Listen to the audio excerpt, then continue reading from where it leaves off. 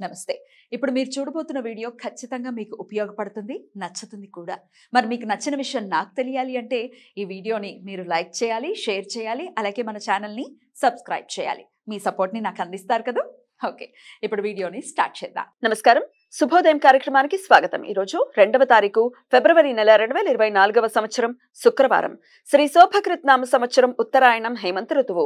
ఈ రోజు పుష్యమాస బహుళపక్ష సప్తమి తిథి సాయంత్రం 4:02 వరకు, తదుపరి అష్టమి తిథి.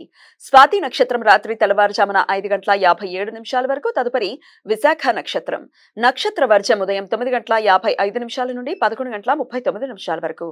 అమృతకాలం రాత్రి 8:22 నుండి 10:07 వరకు. హైదరాబాద్ ప్రాంతం వారికి సూర్యోదయం ఉదయం 6:48 సూర్యాస్తమయం సాయంత్రం 6:12 చంద్రోదయం రాత్రి 12:21 చంద్రాస్తమయం పగలు 11:17 అభిజిత్ ముహూర్తం మధ్యాహ్నం 12:07 నుండి 12:53 వరకు. దుర్ముహూర్తం ఉదయం 9:05 నుండి 9:50 వరకు.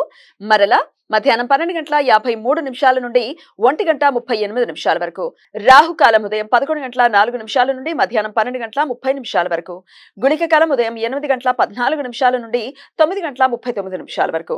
యమగంట కాలం మధ్యాహ్నం 3:21 నుండి సాయంత్రం 4:46 వరకు.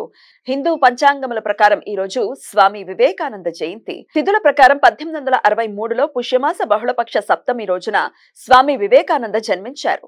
ఇంగ్లీష్ క్యాలెండర్ ప్రకారం జనవరి 12వ తేదీన స్వామి వివేకానంద జయంతి. ఈ రోజు మాస కాలాష్టమి. సంవత్సరంలో ప్రతి నెల వచ్చే బహుళపక్ష అష్టమి తిథి రోజున భక్తులు ఉపవాసం ఉండి కాలభైరవుణ్ణి పూజిస్తారు. ఈ రోజు తిస్రోష్టక దినం. విష్ణు పురాణం ప్రకారం ప్రతి సంవత్సరం మార్గశీర్ష, పుష్యం, మాఘం, పాల్గొన మాసాలలో బహుళ సప్తమి, అష్టమి, నవమి ఈ 12 రోజులని తిస్రోష్టకాలు అని పిలుస్తారు. ఈ రోజులలో గృహస్థులు తమ పూజా సమయంలో పితృదేవతలకు ఒకసారి నువ్వులతో తర్పణం వదలటం ద్వారా వంశ వృద్ధి, సంతాన అభివృద్ధి జరుగుతుంది అని నమ్మకం.